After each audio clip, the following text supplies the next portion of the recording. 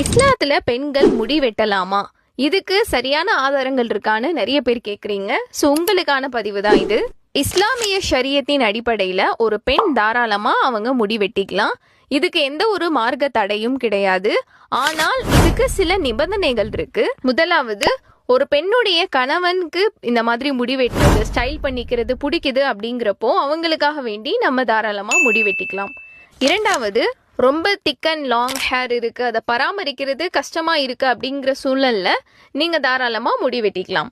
மூணாவது, ஏதாவது நோய் காரணமாக, உதாரணமாக டேண்ட்ரஃபோ இல்ல லைஸோ இந்த மாதிரி பிரச்சனைகள் இருக்குன்றப்போ நம்ம தாராளமா முடி வெட்டிக்கலாம். இதை தவிர சினிமால ஒருத்தவங்கள பாக்குறோம், அவங்கள இன்ஸ்பயர் ஆகி நம்ம ஹேர் கட் பண்ணணும்னு பண்றது, அந்நிய ஆண்களை கவருவதற்காக ஹேர் கட் பண்றது, பெண்கள் ஆண்கள் மாதிரி ஹேர் கட் பண்றது, ஒரு ஆண் ஒரு பெண்ணுக்கு ஹேர் கட் பண்றது, இது எல்லாமே தெளிவான ஹராமாகும்.